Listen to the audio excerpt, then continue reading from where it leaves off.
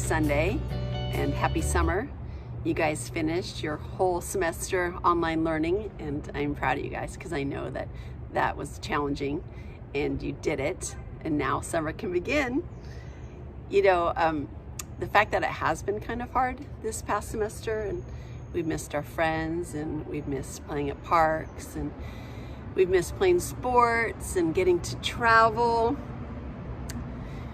Even if you've been watching TV lately and you've seen some of the sadness in our world right now, it can be really easy to get confused and wonder, where's God in all this? I just sat in front of a computer all semester, and now there's all this sadness in the world, and I'm afraid of being sick. There's lots of things happening, and you might wonder, where's God? And can I just encourage you guys to ask him, to go someplace sometime today all by yourself and ask him that question.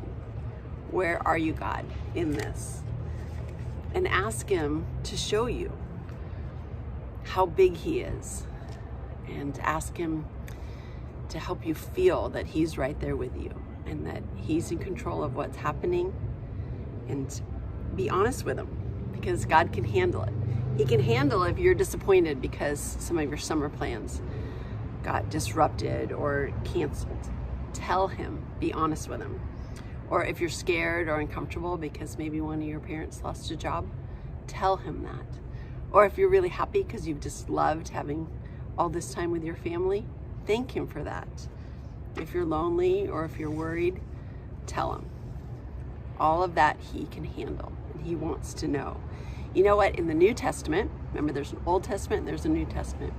In the New Testament, in 1 Peter, which is towards the end of the Bible, in chapter 5, verse 7, it says, cast all your anxiety, or another word for anxiety is cares. Cast all your cares on him, for he cares for you. No one loves you more than God. And so he wants you to tell him all those things that are making you a little bit nervous or anxious or worried. Tell him those things. If you're disappointed about something, tell him. He can handle it, and ask him, God, where are you in this? And show me. And show me how you have comforted me.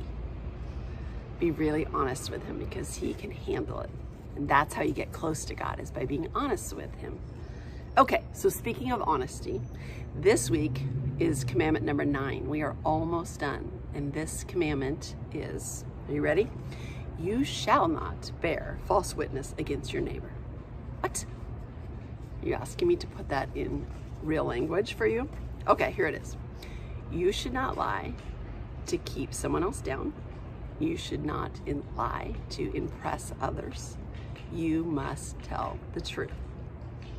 If you're supposed to live like God, and in the Old Testament, in 1 Samuel chapter 15, verse 29, it says God does not lie. So if that's true, and we're supposed to be like God, then what do? We don't lie, because we aspire to be like him, and he does not lie. He tells the truth. So it's really easy to say little white lies. We've all done it. Sometimes there's been big consequences, sometimes not. So it's easy just to start the habit. A little white lie here, a little white lie there. But there are consequences that can come from those little white lies. Here's a couple of big ones. Ready? You could get the reputation of being someone that doesn't tell the truth. So when you are telling the truth, no one believes you. That's a huge consequence. Or you could tell a lie that could hurt somebody else, and they suffer a consequence for it. Or maybe people know that you know Jesus, and so when you lie, it really confuses them, because their guess is Jesus wouldn't lie, so why are you lying? And it can confuse them.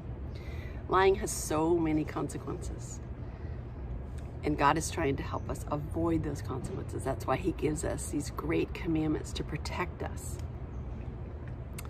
Sometimes we lie to ourselves and we don't tell the truth to God. And that's another thing we were talking about earlier, is being able to tell the truth to God. Because remember I said he can handle it. And telling the truth can be scary. Believe me, I know it. But lying, it can cause so many more problems. Here's a little story. So when one of our daughters was in 4th grade, she was headed to bed. And my husband says to her, did you brush your teeth? And she immediately says no. No, sorry, I said it wrong. She immediately says yes. And that's what made us suspicious, because she didn't say no. She immediately said yes.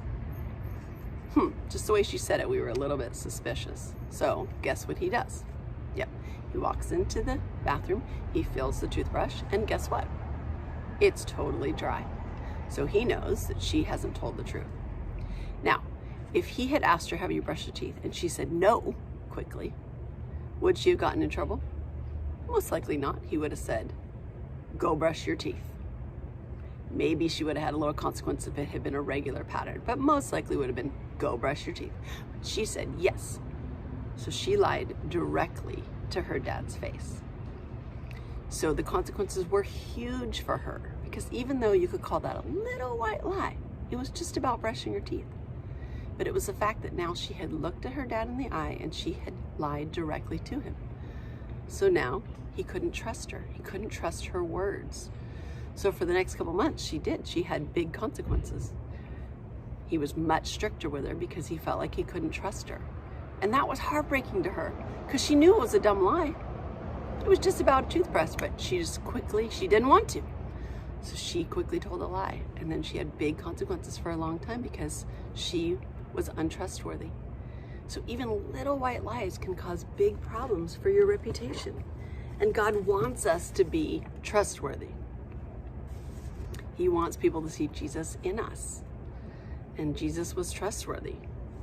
And life is so much easier when you can be trusted. When people know that when they ask you something and you tell them the truth, they start to give you bigger responsibilities. They start to confide. They tell you secrets because they know that you are trustworthy. These have big, big consequences. And it doesn't matter if you're in first grade or fifth grade. You can start building what we call your reputation, how people see you.